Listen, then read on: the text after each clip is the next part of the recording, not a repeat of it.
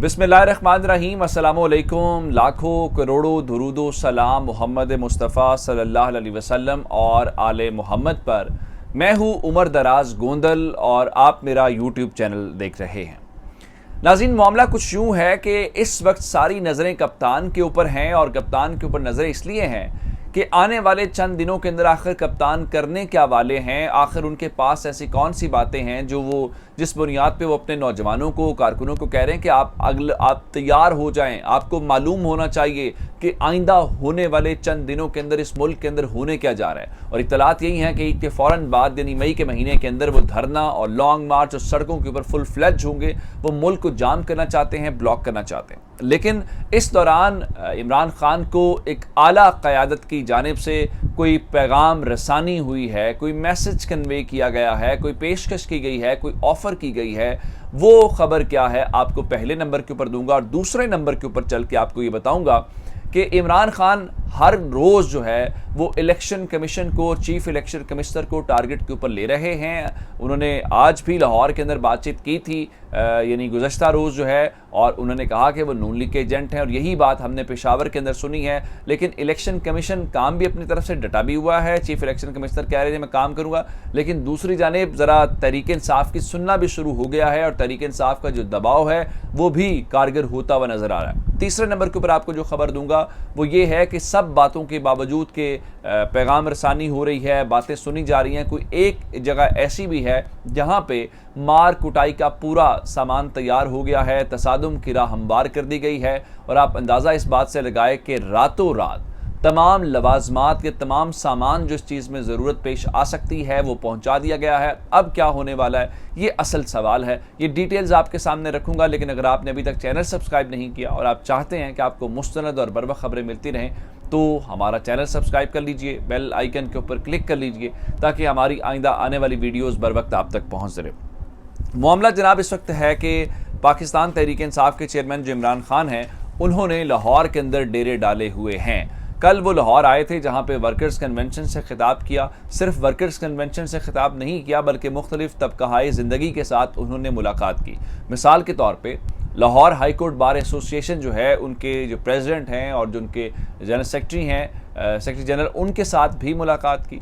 किसानों के वफ्द के साथ भी मुलाकात की। किसानों ने इमरान खान को बताया कि ये तो सारे जा रहे उम्रे के लिए एक बड़े लाओ लश्कर के साथ, लेकिन मुल्क के अंदर डीएपी नहीं मिल रही, यूरिया नहीं मिल रही और इसके अलावा जो डीजल का बहरान है वो बहुत ज़्यादा है चूँकि कटाई का सीज़न है इस वक्त, इस सारी सूरत हाल के अंदर। लेकिन एक और मुलाकात की भी गूंज है, वो साकिब निसार साहब वाली मुलाकात है।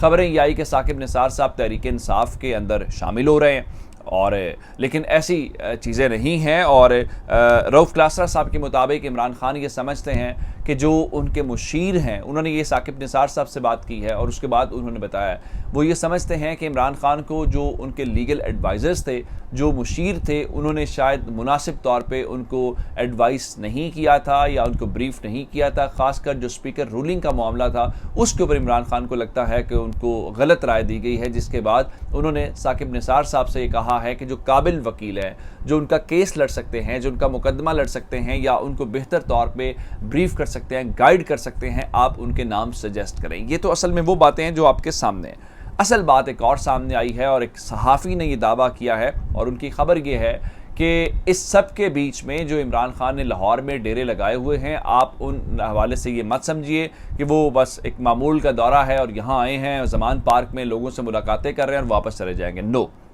इस दौरान एक आला हलकों की जानिब से एक तो खबरें आई जी को सुलह सफाई की बातें हो रही हैं और उनको सीज़ फायर करने का या मामलात बेहतर करने की एक पेशकश और एक ऑफ़र आई है। कहा यह गया है कि हिकमत पे मबनी एक पैगाम जो है उनके सामने रख दिया गया है। शायद इसी वजह से आज आपको अदलिया और खान साहब के दरमियान के मामलात बेहतर होते हुए या उस जानिब जाते हुए नज़र आते हैं। और इमरान खान ने भी कहा है कि तहरीक इंसाफ और मैं जो हूँ वो अदलिया के ऊपर हम हमले नहीं कर रहे, ना ही हम कैंपेन कर रहे हैं। ये सोशल मीडिया के ऊपर लोग हैं जो अपना रद्द अमल दे रहे हैं। शायद वो जो हिकमत पे मबनी पैगाम आया है, शायद वो जो जो चीज़ें थोड़ी बेहतरी की जानिब है या कोई कन्वे किया गया है, कोई सीज़ फायर की बात की गई है, उसी बुनियाद के ऊपर जो तहरीक इंसाफ है वो मुहिम वाले नुक्ते के ऊपर थोड़ा सा अपना मौक़िफ़ जो है वो तब्दील कर रही है। सिर्फ ये बात वहाँ तक नहीं है, कहीं और हलकों तक भी है।